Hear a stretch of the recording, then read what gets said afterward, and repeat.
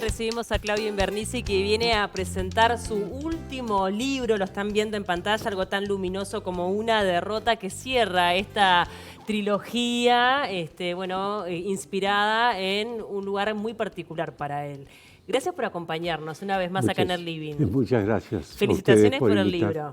Muchas gracias, muchas gracias. Bueno, ¿cómo te sentís después de cerrar una trilogía? Porque son años de trabajo, Son ¿no? años de trabajo. Bueno, me siento extrañando, ¿no? Es decir, el punto final de este último libro es el comienzo del extrañamiento, digamos, de extrañar los personajes, de extrañar el lugar, la geografía, que en realidad, bueno, es un lugar ficcionado de un lugar real, ¿no? A mí me gusta decir que Puerto Vírgenes es un espejo imaginario de un Piriápolis imaginario, de un Piriápolis de los años 60, 70, pero que en esta novela lo llevé hasta los años 2050, sí, sin meterme con la ciencia ficción, pero bueno, inventándole nuevas historias. Pero poner el punto final es una despedida.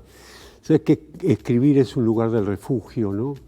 Decía Ray Bradbury que hay que vivir borrachos de escritura para que la realidad no nos destruya.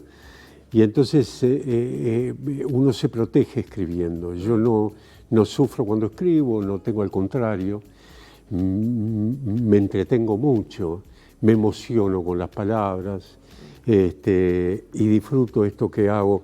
Por lo tanto, haber terminado es como cuando uno termina una fiesta donde pasó muy bien, donde ha pasado muy bien y queda, sigue su camino pero lleno de ella, ¿no? Entonces, bueno, yo ahora sigo lleno de Puerto Vírgenes y de sus personajes para adelante. Hay, bueno, muchísimas reflexiones a través, obviamente, de los personajes, en este caso a través de Isidoro, que es como el sabio, ¿no? Sí. Dentro de lo que es esta última novela, que, bueno, imagino que también son reflexiones que haces vos de la vida, o sea, ¿qué tanto hay de ti en los pensamientos de tus personajes? Bueno, mucho. Es decir, hay mucho de mí, en realidad hay mucho de esos personajes que han sido producto o inspiración de varias personas que conocí a lo largo de mi vida, o que intentan parecerse a algunos personajes, y a los cuales les atribuyo reflexiones y pensamientos que no están lejos de reflexiones o pensamientos que ellos podrían haber tenido, o que esa multitud de ellos que significa uno de los personajes. Pero bueno, el caso de Isidoro, por ejemplo, que es un personaje bastante central en la novela, es un entrerriano, folclorista, arqueólogo, historiador, que no había terminado la escuela primaria, había sido autodidacta, que había vivido su momento de éxito en los años 60 y que decide, para que le otorguen la ciudadanía, reivindicándose él como oriental, se ata desnudo una estatua de Artigas, creando una gran atracción periodística que motiva que inmediatamente le den la ciudadanía, y que se instala en Puerto Vírgenes, al lado del arroyo Pitangal. Y es curioso porque es interesante, él que de alguna manera es un sabio, no se reconoce como sabio, cosa que suele pasar con los sabios. Pero en el caso de él está convencido de que sus silencios son los que hacen imaginar a sus interlocutores o hacen fantasear con su sabiduría, pero más que nada su silencio. De todas maneras es un sabio, porque no por la cantidad de cosas que hace, no porque haya sido un exitoso folclorista y al mismo tiempo sea un arqueólogo, sino por la forma que establece y las prioridades y las ponderaciones que hace a sus relaciones humanas, ¿no? Totalmente. Y eso está un poco a lo largo de la novela, de toda la Sí, novela. bueno, para contarle un poco a los televidentes, sin spoilear demasiado, solamente como modo de introducción, esto también se basa en, bueno, en una especie como de sociedad, de grupo, que busca de alguna forma bueno, rescatar esa idea federalista, tomar como un neofederalismo de la idea artiguista, Sí, ¿no? Al cumplirse en el futuro los los 200 200 años. Lo años. que hay ahí son dos cosas. Una es cierta idea de trascendencia que yo siento que por ahí es el motor de la especie, lo Sí, que nos sin hace duda. evolucionar. Es decir, poder hacer cosas que cuando se concreten no vamos a estar presentes. ¿Y qué es eso? Es un rapto de generosidad con la especie, de egoísmo, de intento de sobrevivirnos, alguna loca pasión por la inmortalidad. De egoísmo, O es de sim- generosidad también podría ser. Exactamente. O es un ADN que digamos, que se ha colectivizado en la especie que la máquina debe seguir funcionando. Y esto se origina entre tres personajes, uno de los cuales está desahuciado, le quedan pocos meses de vida, sigue viviendo mucho igual para lo cual ya no la novela, pero y el otro tiene 90 y pico de años, ¿no? Y en el primer diálogo que hay entre ellos, decimos cómo esta gente piensa 27 años para adelante, que es cuando este aniversario de los 200 años de la muerte de Artigas acontezca. Y en realidad uno se dice al otro, vuelve en un momento y dice, tenía que ver porque el personaje es arquitecto y había quedado ver unas humedades en su rancho del Pitangal, al lado del arroyo Pitangal. Y el hombre de 90 y pico de años le dice, no te hagas problema, tenemos tiempo, ¿no? Claro. Eso es bueno, en ese diálogo se resuelve este tema. Y lo otro es, en un encuentro abierto en el cual se discute el neofederalismo entre ancianos y ancianas de 90 y pico de años y algunos pocos jóvenes que están allí, una muchacha muy joven dice, está todo muy bien con el neofederalismo, está todo muy bien con el ideario artiguista, pero si no tenemos causas hacia el futuro, esta idea de la neofederación no se sostiene con el ideario artiguista, sobre todo en una época de grandes balcanizaciones y de nacionalismos extremos, etcétera, ¿verdad?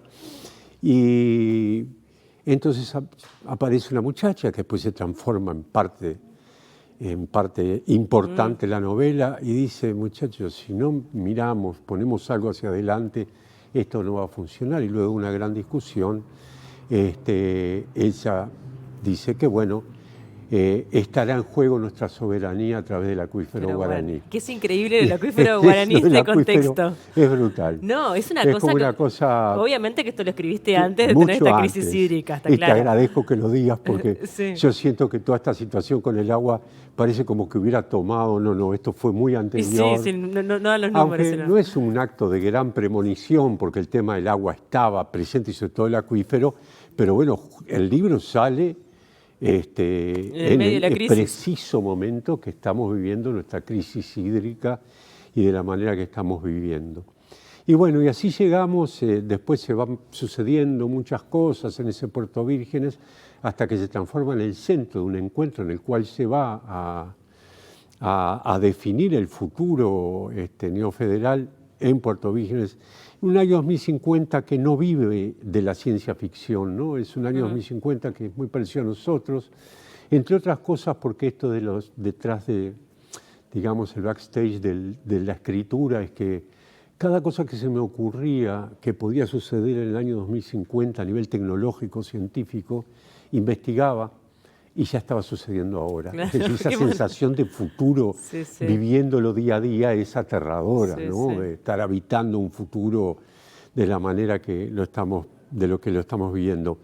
Pero por lo tanto dije, bueno, en el año 2050 van a pasar cosas, pero entre las cosas que van a pasar es que la tecnología es tan extrema y el mundo y la propuesta tecnológica es tan extrema que tiene que haber rincones de la sociedad en los cuales la desesperación lo lleve a pedir un poco de paz Totalmente. humana y de vínculos y de aromas y de olores y de fealdades, ¿no? Cosa que la tecnología alisa la belleza y no nos deja no nos deja, la pantalla no nos deja ver lo feo. Entonces, allí quedan una especie de paraguas tecnológicos. El personaje, Sergio Arrantes, vive bajo uno de esos paraguas y tiene un caballo rosillo para ir a hacer los mandados. Eso en pleno 2050. Es una maravilla.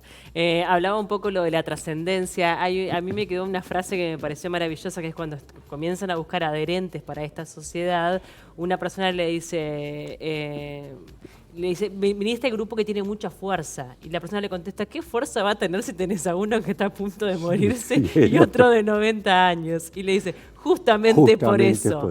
Y es tal cual, ¿no? Mira cómo registraste porque, ese diálogo. Claro, porque me quedó marcado y es tal cual, ¿no? Cuando uno de repente está en esa recta final, es cuando realmente decís, acá voy a dejar un legado, como sea, ¿no? Exactamente. Exactamente. Mira. Sí, y además yo creo que también es el legado, esa desesperación. Uno de ellos también, cuando se acerca el momento de la muerte, y siente se acerca el momento de la muerte, empieza como a ordenar las cosas, ¿no? Esa idea de irse y bueno, dejar la huella, ¿no? Que así será la huella como de arena mojada que dejan las olas, lo que sea. Pero pasamos por acá y algo queremos dejar en este curioso y contradictorio jardín que habitamos. Después aparece, bueno, obviamente la figura de Artigas como, bueno, también el tema central, que es algo que está ocurriendo. Estuvimos con Eyerarbide hace poco también, claro, acá. Sí. Y hay como una conexión, ¿no? Como una mirada distinta a nuestro prócer, buscando humanizarlo, bajarlo del pedestal y respetándolo también, conociéndolo más a fondo. Y creo que cuando uno lo conoce más a fondo es cuando más lo respeta, ¿no? Totalmente. Ese libro de ella es lindísimo, es realmente fantástico y ha sucedido. Hay un libro de Delgado Paraín también que mira hacia la figura de Artigas. Yo creo que sí, que lo tenemos más cercano. Yo he sido en realidad un amante del mito, porque creo que en el fondo todos necesitamos algún mito, no importa de sus características. Musicales, sociales, políticos, artísticos, lo que sea. Hay como lucecitas que nos prenden los mitos, aunque después los derrumbemos o se caigan solos. El caso de Artigas es un caso para nosotros, yo creo que mucho más trascendente de la trascendencia que hoy le estamos dando.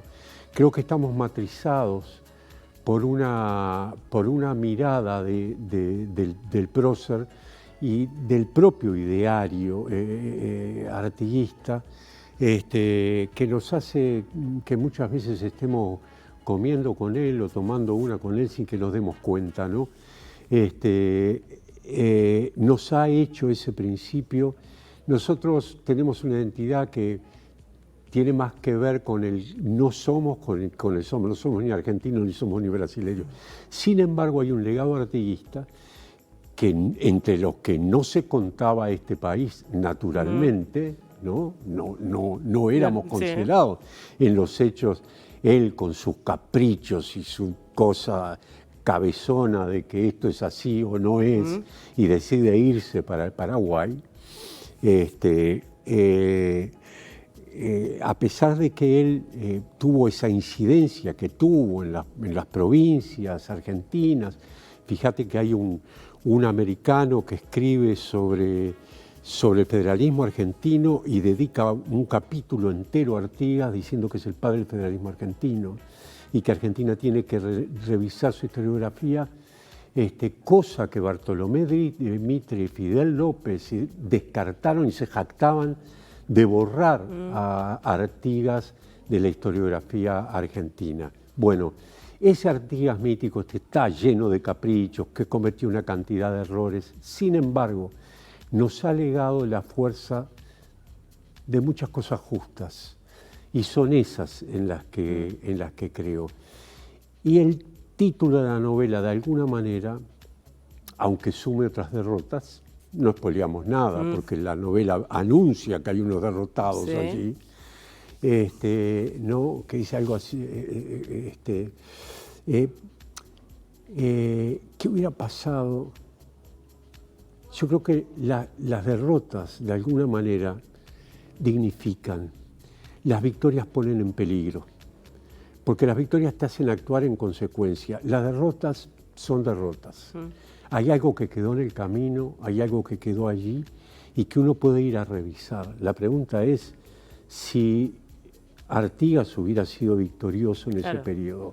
¿Qué hubiera pasado? Hoy sería nuestro prócer, hoy seríamos... Lo que está claro es que tuvo una visión política, estratégica, ideológica, infinitamente más avanzada, sin duda, que mucha de la gente, de los próceres de América Latina. Y que se termina dando como un paralelismo entre la historia y la historia nuestra, ¿no? La historia del Éxodo, o sea, cada cosa... Está todo metido, las traiciones. Las traiciones, totalmente. Las traiciones, el dolor por las traiciones, el Éxodo.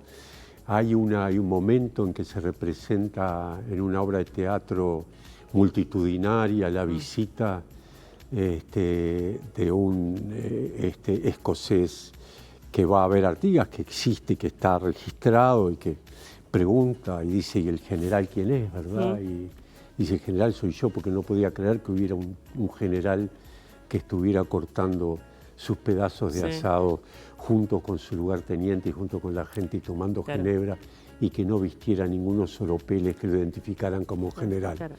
Será, como decía Carlos Maggi, parte de su aprendizaje con los charrúas, a aprender a prescindir de esos oropeles, o no, pero era real que con él sucedía.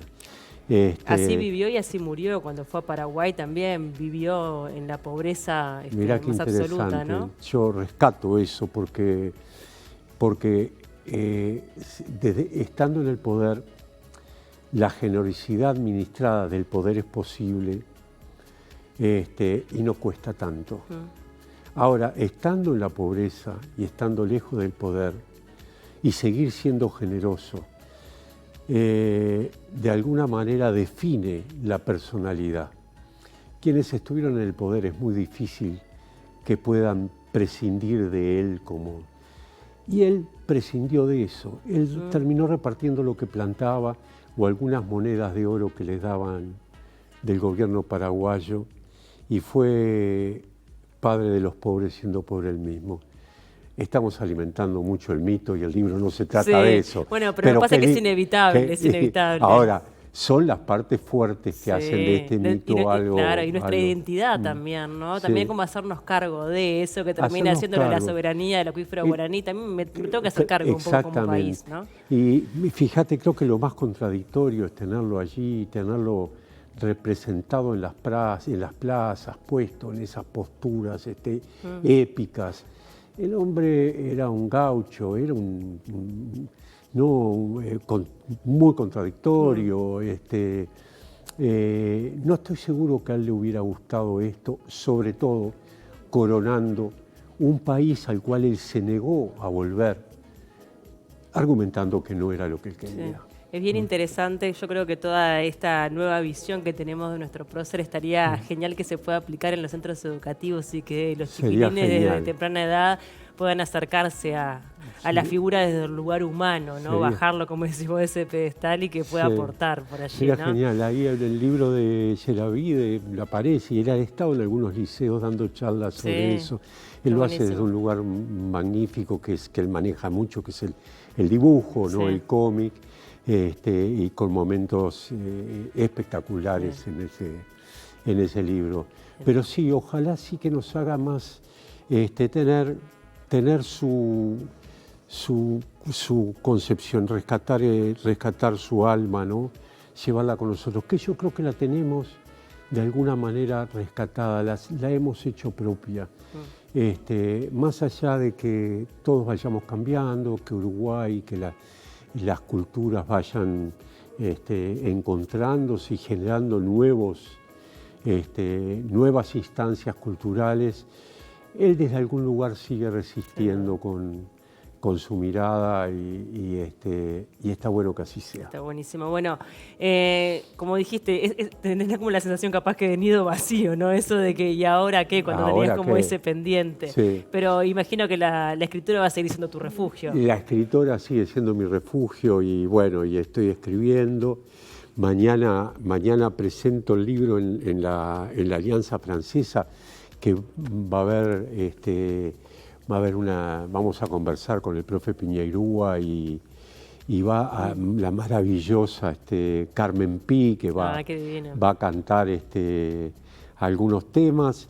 Va a haber una obra, es un modelado 3D de Ignacio González, que se llama para Artigas Pokémon.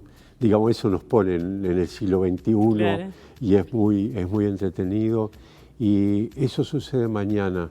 ¿Mañana a qué hora? ¿Es una entrada abierta o no? Mañana a las 19:30, sí, es abierto.